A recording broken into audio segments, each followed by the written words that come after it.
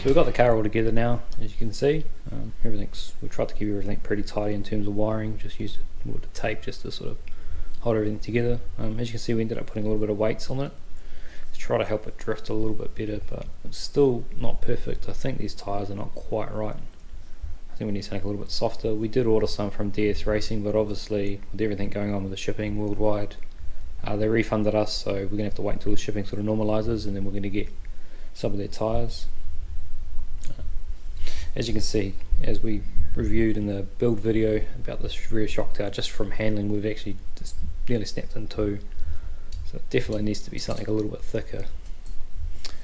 But other than that, it goes pretty well. It feels like we're almost grabbing on a steering when we're turning. As you can see when you see the next clip of videos, you sort of see it sort of snaps all of a sudden. I'm not sure where it's actually grabbing. Like, we've sort of adjusted everything, and you can see it sort of does just catch on that hub, but we've actually limited it back in turning to make sure it wasn't doing that, but it still feels like it's picking up a wheel or something silly. But that could be due to these tyres being the camber tyres. DS Racing ones are a lot squarer, flatter edge.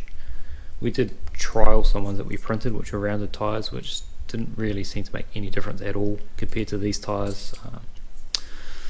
So that's the car.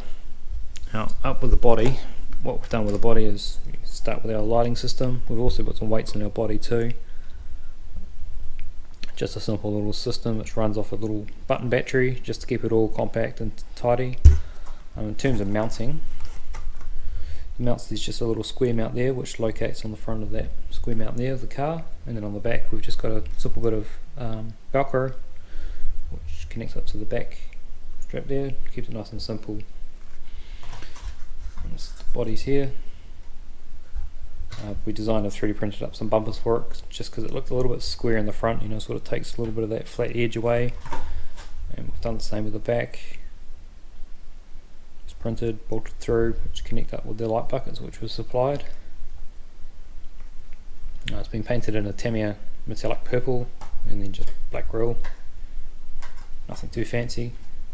There was a lot more stickers that came with the body, but we decided just to run with the wood grain in the bed.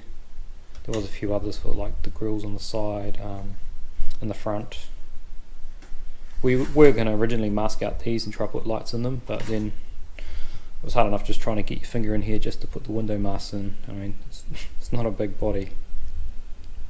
So enjoy the little clips of videos. We've got a bit semi-drifting. Hopefully we're going to get a hold of some more tyres soon, and then we can actually really get this thing dialed in, possibly take it down to the local track and see what it goes like.